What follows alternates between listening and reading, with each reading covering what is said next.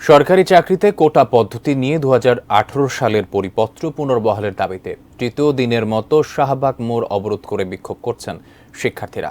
বৃষ্টি উপেক্ষা করে এই কর্মসূচি পালন করেন তারা। দাবি আদায় না হওয়া পর্যন্ত আন্দোলন অব্যাহত রাখার ঘোষণা দিয়েছেন তারা। আরও জানাচ্ছেন আমিনুল ইসলাম।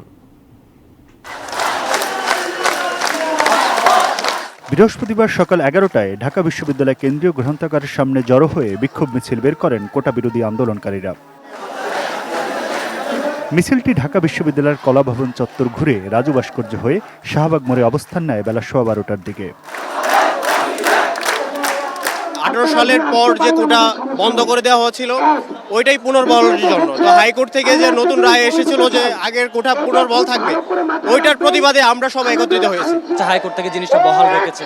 তো আমাদের দাবি একটাই যে এই কোটা প্রথাটা 56% যে অযৌক্তিক কোটাটা সেটা বাদ দেওয়া হোক। বৈষম্য বিরোধী ছাত্র আন্দোলন ব্যানারে কয়েক হাজার শিক্ষার্থী ও চাকরি প্রত্যাশী এই কর্মসূচিতে অবস্থান নেন।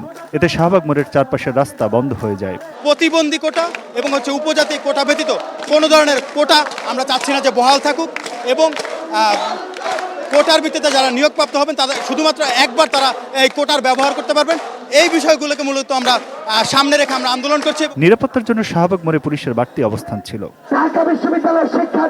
শিক্ষার্থীদের আন্দোলনের মুখে 2018 সালের 4 অক্টোবর সরকারি চাকরিতে নারী কোটা 10%, মুক্তিযোদ্ধা কোটা 30% এবং জেলা কোটা 10% বাতিল করে পরিপত্র জারি করে সরকার। তবে প্রথম ও দ্বিতীয় শ্রেণীর চাকরিতে কোটা বাতিল হলেও তৃতীয় ও চতুর্থ শ্রেণীর পদে কোটা ব্যবস্থা আগের মতোই বহাল থাকবে বলে সেই পরিপত্রে বলা হয়। গত 5 জুন হাইকোর্ট মুক্তিযোদ্ধা কোটা বাতিলের পরিপত্র অবৈধ ঘোষণা করে রায় দেয়। রায় প্রত্যাখ্যান করে দেশের বিভিন্ন স্থানে বিক্ষোভ দেখান শিক্ষার্থীরা। এরপরে রায় স্থগিত চেয়ে আবেদন করে রাষ্ট্রপক্ষ। তবে রিট আবেদনকারী পক্ষের সময়ের আবেদনে প্রধান বিচারপতির নেতৃত্বাধীন 6 সদস্যের আপিল বিভাগ হাইকোর্টের পূর্ণাঙ্গ রায় প্রকাশ হবার পরে রাষ্ট্রপক্ষকে নিয়মিত লিভ টু আপিল করতে বলেন। এ সময় প্রধান বিচারপতি প্রশ্ন রাখেন, আন্দোলন করে হাইকোর্টের রায় বদলে ফেলা যায় কিনা। Aminul Islam, ATN news, Dhaka.